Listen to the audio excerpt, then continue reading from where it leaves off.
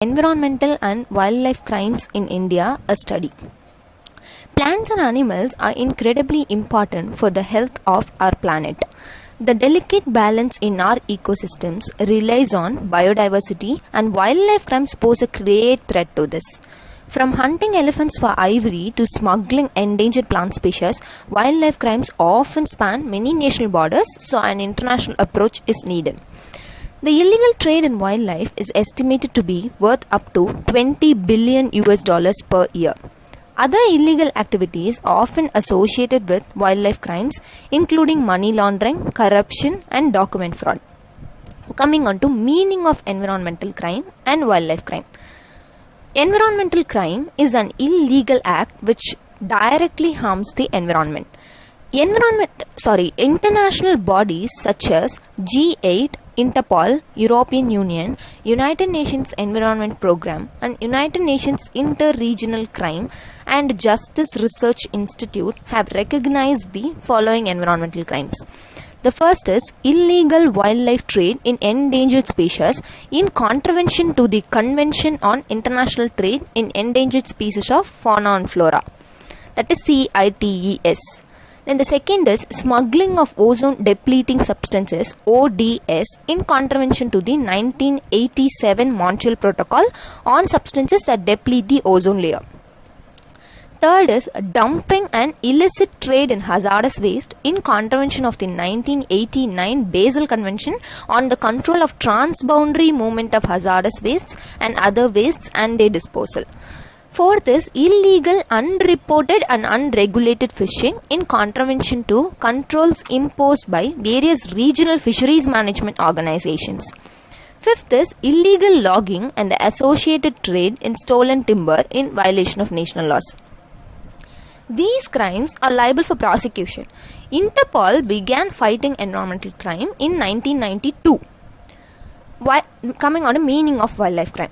Wildlife crime is now the most immediate threat to several species, including elephants, rhinos, big cats like tigers and lions, apes, pangolins, reptiles, birds, and many others. The illegal trade is driven by demand for ivory, horn, bones, scales, and other parts for carving, ornaments, luxury items, and traditional Asian medicines, trophies, wild bush meat, and even live animals for pets in zoos. Coming on to major environmental crimes. The first major environmental crime is the wild animal trafficking. It is regarded by the Interpol as the third largest illegal business in the world, after drug trafficking and arms trafficking. Wild animal traffic raises a serious threat for the world's biodiversity survival. The most endangered the species is, the higher the prices for it. In 2018, Traffic India released a study which revealed that at least 5,772 pangolins were captured in India from 2009 to 2017 for illegal trade. The Patagon seahorse is one of the 3 seahorse species which is trafficked for its use in medicine. The Indian star tortoise worldwide, as it is in high demand as a pet. Then the second is indiscriminate logging. It is the main cause of deforestation. India has lost around 2,511 square kilometers of dense and moderately dense forest since 2013 owing to illegal logging. Then the third is electronic waste management.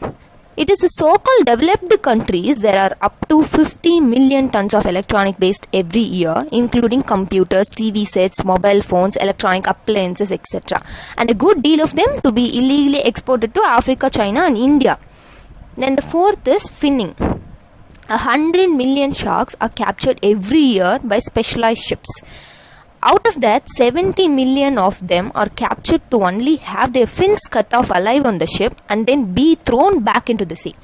India lists several of the dozens of shark species in its waters as endangered, including hammerheads, broadfins, and whale sharks.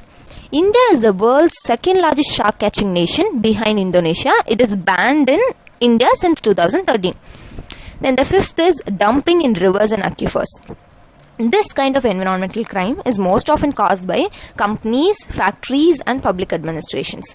In some cases, waste is uncontrollably released into the environment. Currently, according to the estimates of Central Pollution Control Board, the country has installed capacity to treat roughly 30% of the excreta it generates. Some of these plants do not function because of high recurring costs of electricity and chemicals, and they do not have the sewage to treat. Then types of wildlife crimes. In general, wildlife crime is any action which contravenes current legislation governing the protection of wild animals and plants, and it includes hare coursing, deer poaching, fish poaching, badger persecution including baiting, snaring, shooting and disturbance of sets, bat persecution, egg theft or egg collection, bird of prey persecution through poisoning, trapping, shooting, disturbance of its nests and or theft of chicks. Trade in ivory, tortoises, rhino horn and other protected species covered by CITES, that is the Convention on International Trade in Endangered Species, including caviar, traditional Chinese medicines and orchids. The non-registration of certain birds and animals that require licensing through DEFRA or Animal Health if kept in captivity or sold. And so, what is not a wildlife crime? It includes incidents involving domestic animals such as dogs, that is other than the dogs being used to hunt mammals, then cats, rabbits, budgies, etc. Then the wild animals that have been involved in road traffic accidents. So these are not considered to be the wildlife crimes. Then who are all involved in environmental and wildlife crimes? There are 4 broad categories of environment and wildlife offenders. The first category is the backdoor wildlife criminal. The backdoor offenders illegally hunt on their own property. Even if they are aware that their behavior is illegal, they rationalize the act by claiming that it is acceptable for them to kill animals on their own property because they own the animals. This type of offender can be extremely difficult to detect since the person does not hunt beyond his or her own property. Then the second category is the opportunist wildlife criminal. So the opportunist offender does not commit wildlife crimes on a regular basis but will do so if the opportunity is available. Then the third category is the habitual or chronic wildlife offender. These offenders are more likely than the backdoor or the opportunist criminal to be motivated by profit. And the fourth category is trophy poachers. These offenders, their only motivation is to obtain animal to be used as trophies. Then I would like to talk about Wildlife Crime Control Bureau. In India, Wildlife Crime Control Bureau has been formed in 2007 by amending the Wildlife Protection Act 1972. So it is established by the Government of India under the Ministry of Environment and Forest to combat organized wildlife crime in the country. The Bureau has its headquarters in New Delhi and 5 regional offices at Delhi, Kolkata, Mumbai, Chennai and Jabalpur, 3 sub-regional offices at Guwahati, Amritsar and Cochin, and 5 border units at Ramanathapuram, Gorakhpur, Motihari, Nathula and Moreh. Then coming on to the problems in investigating environmental and wildlife crimes. So the first problem is the availability of staff. And the second is most wildlife crimes happen in remote locations. And the third is absence of eyewitnesses at the remote locations where these kind of wildlife crimes happen. So these are the problems before the case reaches the court. So once the case reaches the court, there is an entirely different set of hurdles to encounter. The first is all wildlife related cases or criminal cases and are subjected to delays. Then the judges often tend to take a lenient view in case of wildlife crimes. And the lack of intent shown by the government appointed public prosecutors. Then coming on to laws for offences against environment in India and other countries. The first is the Water Prevention and Control of Pollution Act of 1974 and Amendment 1988. Second is Air Prevention and Control of Pollution Act of 1981. Third is Environment Protection Act of 1986. Fourth is the Wildlife Protection Act of 1972 and 1982 amendment. Fifth is the Forest Conservation Act of 1980. And the sixth is Biodiversity Act 2000. National bodies to prevent environmental and wildlife crimes. So there are around 15 bodies for this.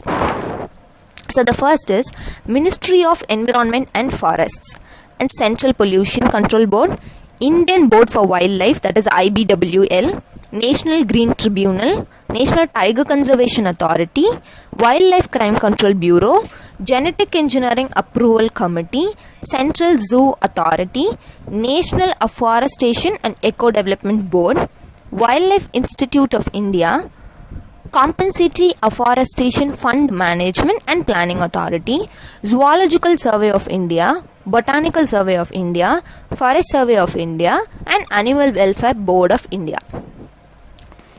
Then what are the laws available related to the environment in other countries? So there are countries that manage to pass environmental laws to mitigate pollution and other problems adversely affecting the natural world. So the first most important is Palau's law banning fishing. Palau may be a small Pacific island, but it distinguishes itself for having the biggest no fishing zone in the world. So Palau's strict fishing prohibition benefits not only its local fishers, but also it creates a sanctuary where fish that roam to different parts of the world can reproduce and grow. And the second is all-out plastic ban in Kenya, Rwanda, Morocco, France and Taiwan. In Hamburg, Germany, there is a partial restriction on the use of non-recyclable coffee pods. New Delhi has a comprehensive plastic ban, but the rest of India apparently finds it difficult to follow it. So the war against plastics, however, has a face of optimism in a number of African countries and parts of Asia and Europe. In Kenya, the use of plastics was completely outlawed starting in August 2017. Those who violate this anti-plastic legislation could be jailed for up to 4 years and fined for up to $40,000. Then Rwanda can claim to be a plastic-free country after it introduced a law in 2008 that banned the use of plastic bags and packaging. France implemented a ban on single-use plastic cups, plates and cutlery in 2015. The country aims to use only recycled plastic by 2025. In February 2018, Taiwan banned the use of plastic bags, utensils, cups and straws. Their goal is to implement a blanket ban on plastics by 2030. Then car ban in Barcelona, Oslo, Mexico City and New Delhi. Started in April 2018, the creation of these blocks means that they are largely no longer open to vehicular traffic. If there are vehicles allowed, they are restricted to run at only 10 km per hour. New Delhi is started to take concrete steps to improve its worsening air quality, like an order even strategy to reduce the number of vehicles on the road. So the city requires all taxis to switch to the use of natural gas. And then the fourth is Lithuania's environmental power for the people. Lithuania has excellent laws on wastewater treatment. As early as 2012, the country already achieved a household and industry wastewater treatment of 97%, and thanks to its law on drinking water supply and wastewater management. Then USA's arsenal on environmental laws ranks third in the Environmental Democracy Index, coming out a Clean Air Act. This air pollution control measure imposes strict limitations on emissions, fosters the protection of ozone layer, prevents the deterioration of air quality. And then Clean Water Act, also known as Federal Water Pollution Control Act of 1948, sets rule for the elimination of discharges of pollutants and the restoration and maintenance of water systems to make them fishable and swimmable. And the eighth is Safe Drinking Water Act, is meant for the protection of drinking water quality in the US. And the ninth is Resource Conservation and Recovery Act, imposes regulation to reduce the disposal of waste, especially hazardous material, to land.